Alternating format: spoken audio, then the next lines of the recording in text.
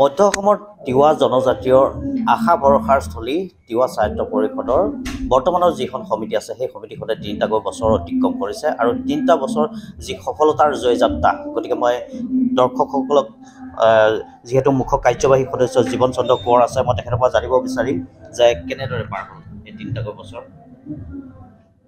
মই আৰম্ভণিতে কৈছোঁ আমাৰ সভাখনৰ আৰম্ভণিতে ৩টা বছৰত সন্মানীয় কাৰ্যবাহী সদস্য আৰু সদস্যসকল আৰু জেনেৰেল পাব্লিক আৰু আপোনালোকৰ প্ৰিণ্ট আৰু মানে ইলেক্ট্ৰনিক মিডিয়া সকলোৱে মই সহায় সহযোগৰ জৰিয়তে ৩টা বছৰৰ যি সীমিত আবণ্টিত পুঁজি সেই আবণ্টিত পুঁজিৰে যিখিনি আঁচনি ৰূপায়ণ কৰিবৰ কাৰণে আমি প্ৰয়াস কৰিছিলোঁ সেই আঁচনিবিলাক ইতিমধ্যে আমি সফলতাৰে ৰূপায়ণ কৰিবৰ কাৰণে সক্ষম হৈছোঁ। ইতিপূৰ্বে মই যিখন মই ৩ বছৰীয়া কাৰ্যকালৰ যি খতিয়ান সেইটো মই দাঙি ধৰিছিলোঁ। গতিকে 3 বছৰীয়া কাৰ্যকালৰ খতিয়ানত মই এই কথাখিনি উল্লেখ কৰিছোঁ। গতিকে এই কথাখিনি এতিয়া উল্লেখ কৰিলে বহুত দীঘলীয়া হ'ব। গতিকে মই আপোনাক লিষ্টখন দিম, এই লিষ্টখন আপুনি নিশ্চয় এই লিষ্টখন আপুনি পোৱাৰ পিছত অনুভৱ কৰিব বা আপুনি সেইখিনি প্ৰচাৰ মাধ্যমৰ জৰিয়তে সেইটো প্ৰকাশ কৰিবলৈ সক্ষম হ'ব।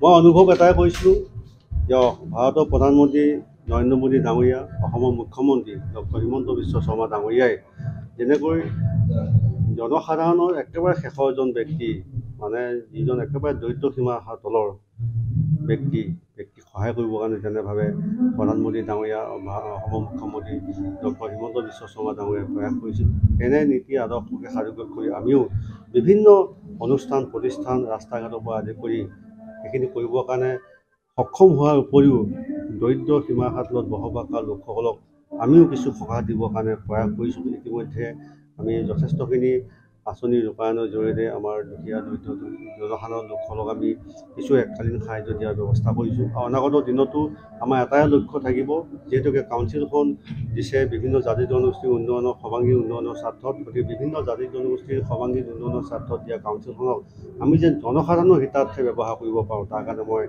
আমাৰ পাৰিষদবৰ্গকো অনুৰোধ জনাইছোঁ আৰু আমাৰ সন্মানীয় যিসকল কৰ্মচাৰী আছে কৰ্মচাৰীসকলকো অনুৰোধ জনাইছোঁ আৰু সকলোৱে সহায় আৰু সহযোগৰ জৰিয়তে ইতিপূৰ্বে আমি 3টা বছৰ কাল সুন্দৰভাৱে অতিক্ৰম কৰিছোঁ। এই ক্ষেত্ৰত আপোনালোকেও প্ৰত্যক্ষ কৰিছে আৰু অনাগত দিনতো আমি আহি থকা যি আমাৰ যি 2টা কাৰ্যকাল আছে 2টা কাৰ্যকাল যেন আমি সুন্দৰভাৱে যেন সকলোৱে সহায় আৰু সহযোগৰ জৰিয়তে যেন পাৰ কৰিব পাৰোঁ তাৰে মই ভগৱানৰ ওচৰত প্ৰাৰ্থনা বিচাৰিছোঁ।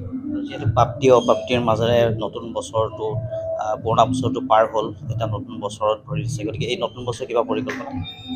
নতুন বছৰতো পৰিকল্পনা বহুতেই আছে, কিন্তু ঘটনা হ'ল আমি যিখিনি অনুষ্ঠান প্ৰতিষ্ঠান ৰাস্তা ঘাটৰ পৰা আদি কৰি এইবিলাক কৰিছোঁৱেই, তথাপিও আমি ইনকাম জেনেৰেটিক কিছুমান স্কিম গ্ৰহণ কৰিবৰ কাৰণে বিচাৰিছোঁ, যাৰ কাৰণে ইতিমধ্যে আমি প্ৰশাসনৰ ওচৰত আমি মাটি বিচাৰিছোঁ, মাটি পাবৰ কাৰণেও সক্ষম হৈছোঁ। গতিকে সেই মাটিত আমি কিছুমান ইনকাম জেনেৰেটিক স্কিম আমি কৰিবৰ কাৰণে ইতিমধ্যে আমি ব্যৱস্থা গ্ৰহণ কৰিছোঁ। ইতিপূৰ্বে আমি বৰগাঁৱত যিটো মাৰ্কেট ছেট বনালোঁ, সেই বৰগাঁও মাৰ্কেট ছেটটো খুব সোনকালে ছেটেলমেণ্ট দিম।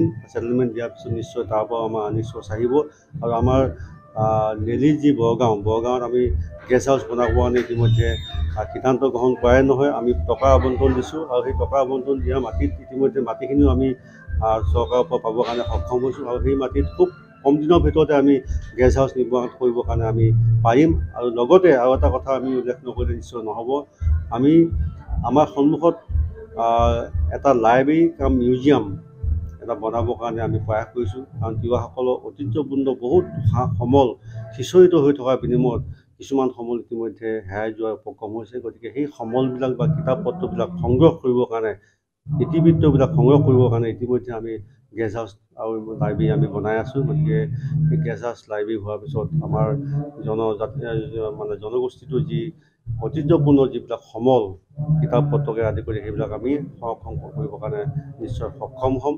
গতিকে এনেধৰণে নতুন বছৰত আমি সমূহ কাৰ্যবাহী সদস্য আৰু সদস্যসকলৰ লগত লৈ আমি যেন আমাক চৰকাৰে দিয়া পুঁজিৰ বাহিৰেও যেন আমি নিজাববীয়াকৈ যেন কিছু ইনকাম জেনেৰেটিং স্কিম লৈ যেন কিছু পুঁজি সংগ্ৰহ কৰিব পাৰোঁ, তাৰ কাৰণে আমি ব্যৱস্থা গ্ৰহণ কৰিবৰ কাৰণে প্ৰয়াস কৰিছোঁ।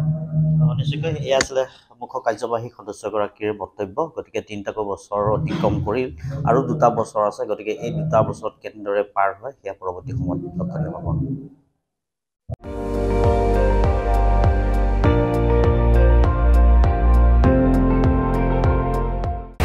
আপুনি চাই আছে ND24, সৰ্বশ্ৰেষ্ঠ নহয় সৰ্বোত্তমৰ দৌৰা।